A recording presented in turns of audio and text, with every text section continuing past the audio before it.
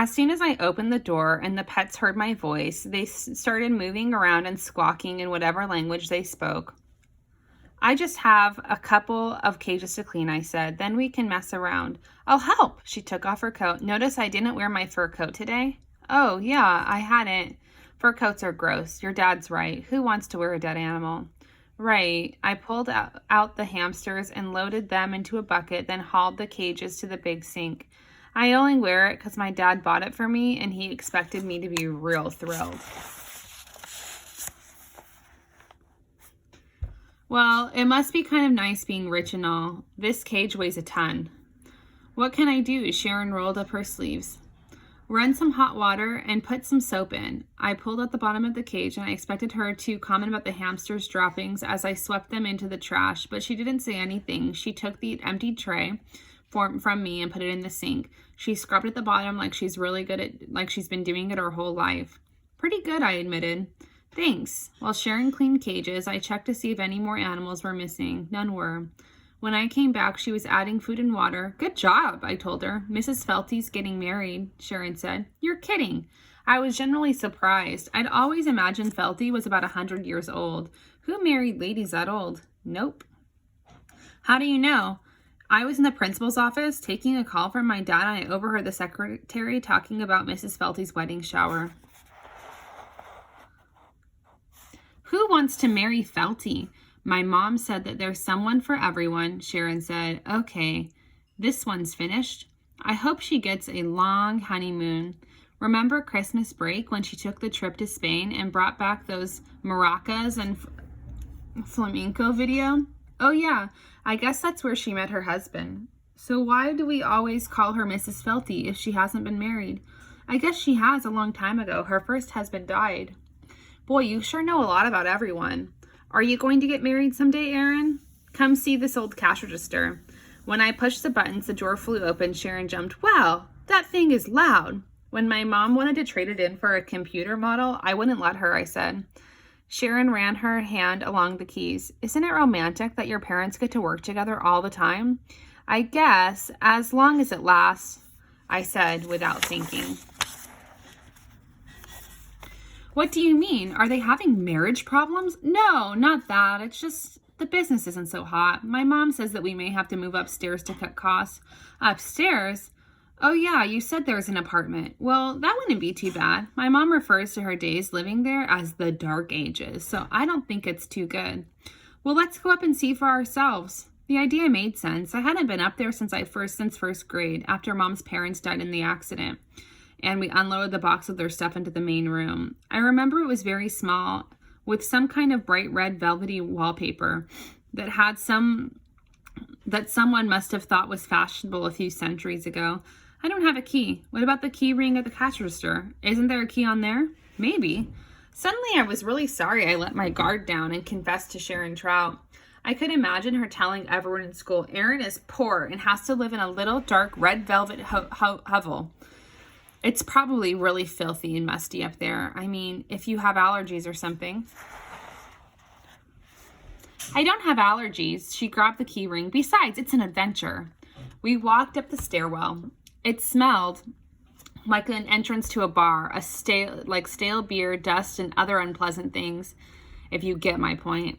I expected Sharon to hold her nose and go, ew. Instead, she gave me a shove. Go on. I walked to the first landing and then started up the second set of stairs. Halfway up, Sharon grabbed my pant leg. Listen, she hissed. I stopped, waited, then I heard it, a low, scratching sound. It was part of what I heard from the storeroom. What was missing was the voice, the low, singing voice that sounded like it was floating in the air. Someone's in there, Sharon said. Let's go back, I whispered. Maybe it's Bertha, she said. And that seemed so far-fetched and strange that I laughed out loud. You've read too many Nancy Drew books, I said. But I must admit that I thought about Bertha singing 3 Blind Mice to me the day after the mouse had disappeared. Aaron, go on. We'll just open the door a little and peek in. She pushed me again. Okay, keep your pants on. I'm wearing a dress. Well, why are you wearing a dress in this weather? You're stalling.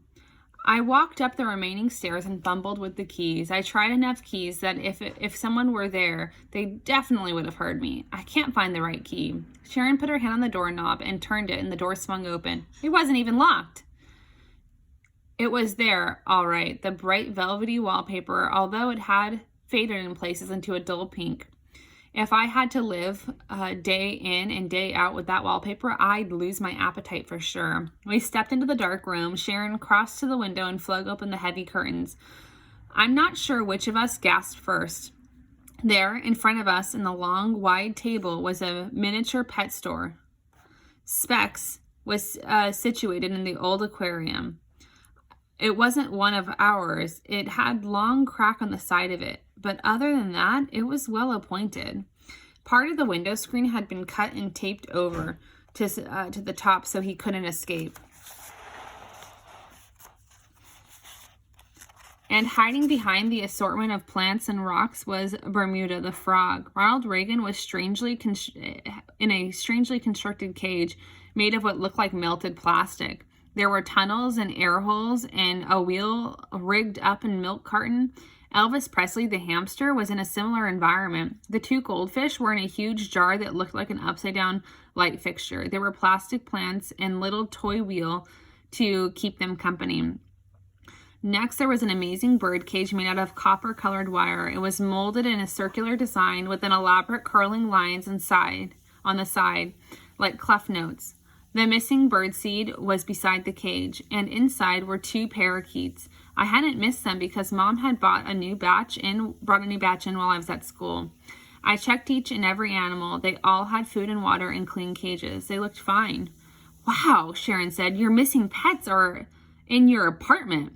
I don't get it. Let's look for clues. We walked around the apartment looking in cupboards, behind boxes, and old furniture covered in dust. There was nothing to give a sign of who'd been up there to care for the animals. Hey, I found something, Sharon said. Does this belong to you? She held out an old felt cap. It was navy blue, and on the front was embroidered a gold anchor. I don't think so, I said, although the cap looked vaguely familiar. This is definitely a mystery, Sharon said. And you know what comes next? I was afraid to ask. What? A stakeout. You mean we just wait here? All day and all night. We can't stay here all night. Yes, we can. We'll pretend we're having a sleepover. On a school night? Sharon sighed and rolled her eyes. Tomorrow is a teacher's work day, remember? So it's not a school night. I thought for a minute. I never slept away from home unless it was with my parents, but it was clear that there was no way I was going to get out of this. I've never lied to my parents, I said. Let me tell you something, Aaron. Eleanor Roosevelt Jr. said ethics are not just about truth and untruth. They are doing something important here. And you have to lie in such a way that you're not. You can say, Sharon and I are having a sleepover, unless that is, you're afraid. That settled it. Okay, I'll do it, but only on one condition. What? Tony comes too. Over my dead body. She stuck her finger into Ronald Reagan's cage. He sniffed it and licked her like he was a dog.